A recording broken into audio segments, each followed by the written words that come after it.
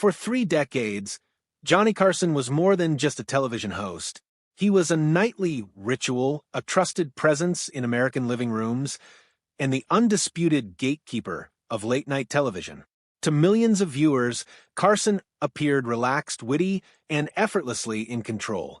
But behind that calm exterior was a man who ran his show with precision, discipline, and an unspoken code that every guest was expected to follow. The rules were simple, though rarely stated aloud. Be charming, be entertaining, and above all, never forget whose show this was. Most celebrities understood that balance. They came prepared, played along, and left the couch having enhanced their public image. But every so often, a guest misjudged the moment, sometimes deliberately, sometimes recklessly, and sometimes because they simply weren't in control of themselves. When that happened, the carefully polished machinery of late-night television creaked, strained, and occasionally broke in front of a national audience. These weren't rehearsed moments. They weren't publicity stunts designed for headlines. They were raw, uncomfortable, and unforgettable cracks in one of television's most controlled environments. What makes these incidents endure isn't just the shock of watching famous people unravel on live television. It's the way Carson responded, the tightened smile, the subtle glances toward Ed McMahon, the split-second decisions made to protect the show, the audience, and sometimes even the guests themselves. These moments reveal not just celebrity meltdowns, but the immense skill required to keep chaos from fully taking over. These are the 7 guests who didn't merely test Johnny Carson's patience. They shattered the illusion of control and left behind some of the most uncomfortable moments in late-night history. 1. Madonna, when provocation replaced conversation. By 1987, Madonna was already becoming a cultural force, though she had not yet reached the untouchable status she would later enjoy. She was controversial, fearless, and increasingly intentional about using shock as a weapon. When she appeared on The Tonight Show, expectations were clear. The producers anticipated playful banter, flirtation within limits, and a polished promotional appearance. What they got was something else entirely. Madonna walked onto the stage dressed in an outfit that immediately disrupted the room's energy. It wasn't just revealing, it was confrontational. She wasn't there to adapt to the show's tone. She intended to bend the show around herself. From the moment she sat down, the interview stopped feeling like a conversation and started feeling like a challenge. Instead of responding to Carson's carefully phrased questions with wit or humor, Madonna escalated. She flirted aggressively. She made explicit remarks.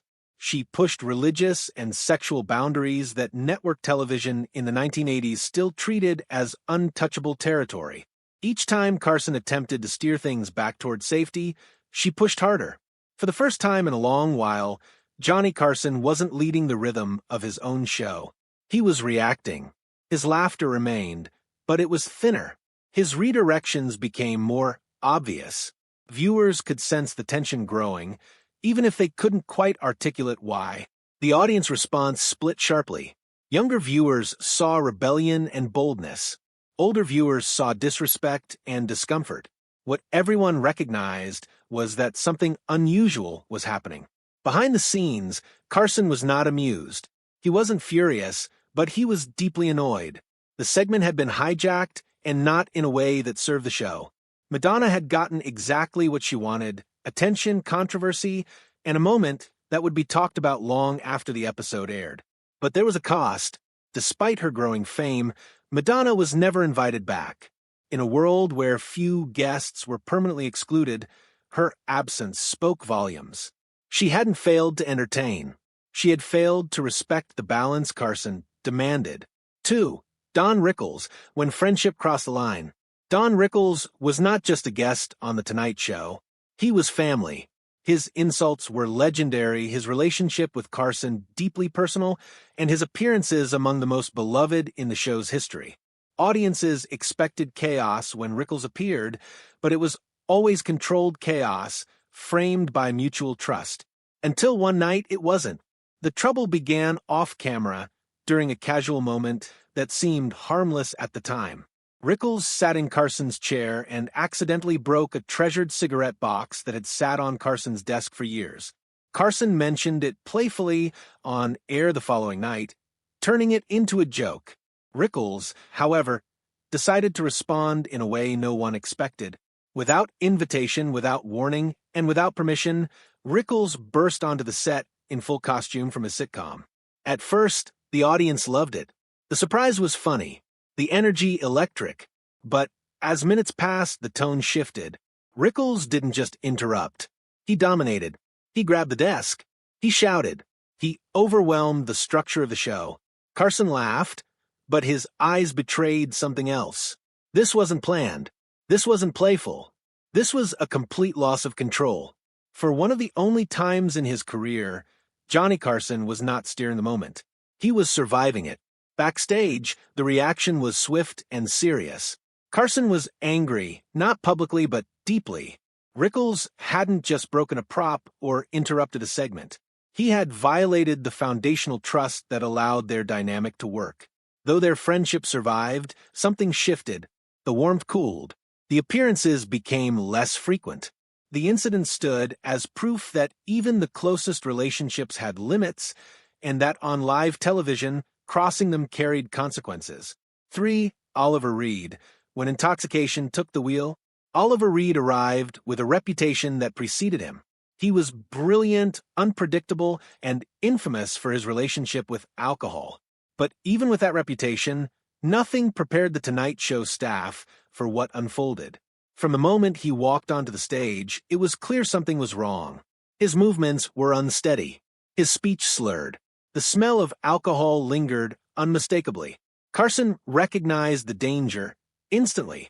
Still, he tried. Carson asked straightforward questions. Reed gave rambling, incoherent answers. Carson attempted redirection.